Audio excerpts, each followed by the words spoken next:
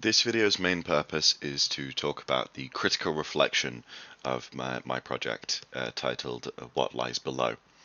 Over the past year, I have focused my efforts into making a game, a survival horror game, mainly psychological horror, based around a boat that you have to keep afloat aboard a unknown sea to reach shore before it breaks down.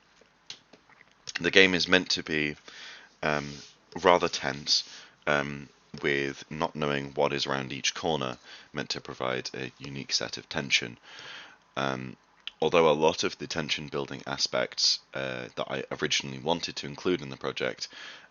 weren't able to be included because of time constraints, I still believe that this game is an effective tool at doing such. Um, Mainly due to the fact that any of the doors or hatches or ladders included in the boat, all of which there is no view to what is on the other side of the door, which in a tense game like this is the purpose of making it so that you don't know what is around that corner and making you take more time, which could theoretically cause the game to fail with your ship sinking based entirely on your hesitations and fears. In practice, the game works uh, functionally as intended. The player is fully capable of movement, interaction, and going about their environment.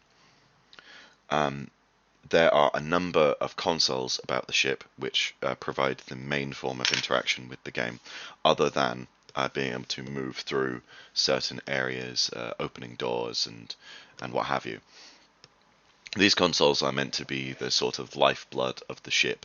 and provide the functionality that the player is able to interact with, as well as providing things for them to need to fix. Originally, it is intended that there is some creature aboard the ship that is causing these things to break. Whether this comes across, I am entirely not sure,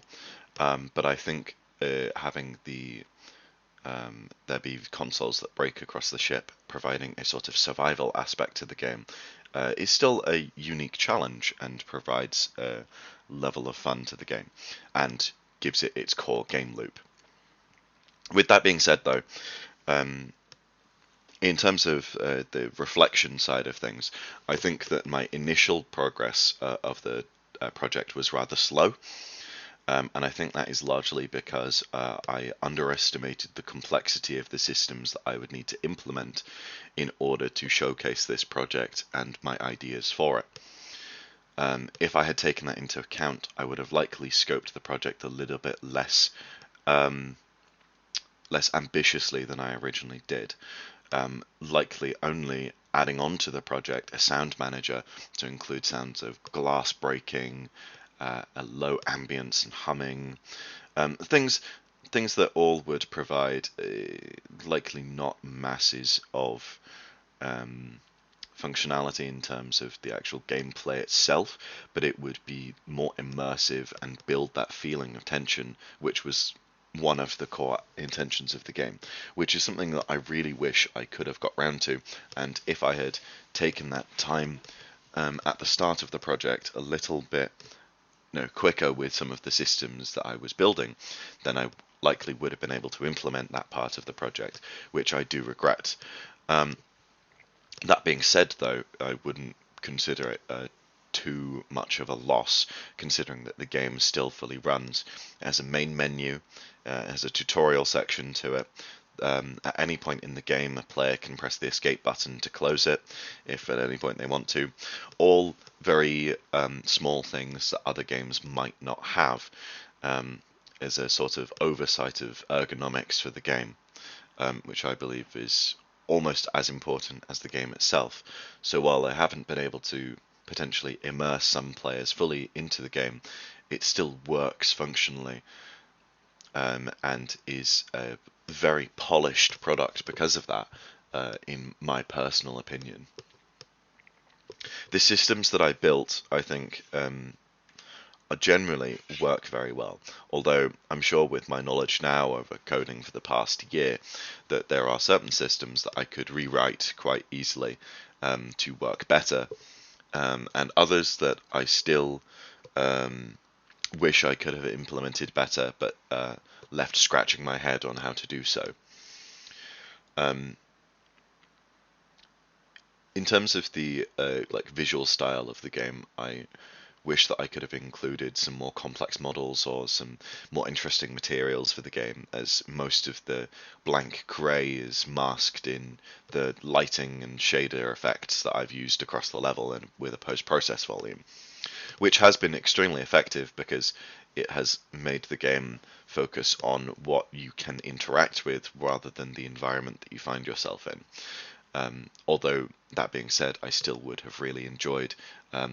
being able to make those more things, but especially with building the boat at the very start of the project, which took a lot longer than expected,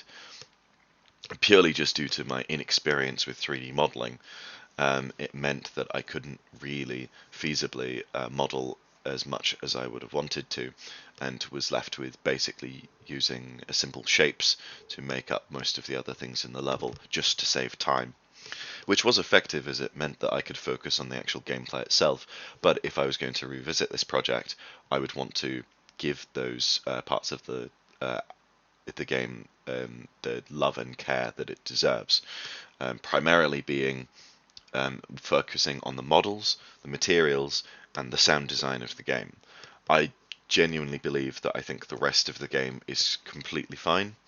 I would maybe want to add in the lockers as like a little extra part of the game, which I was slightly disappointed I didn't get a chance to add in due to the backlog of things I had in my sprint.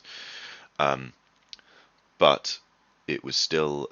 overall, I think, a very successful project and was very useful for me to be able to work on myself as a developer.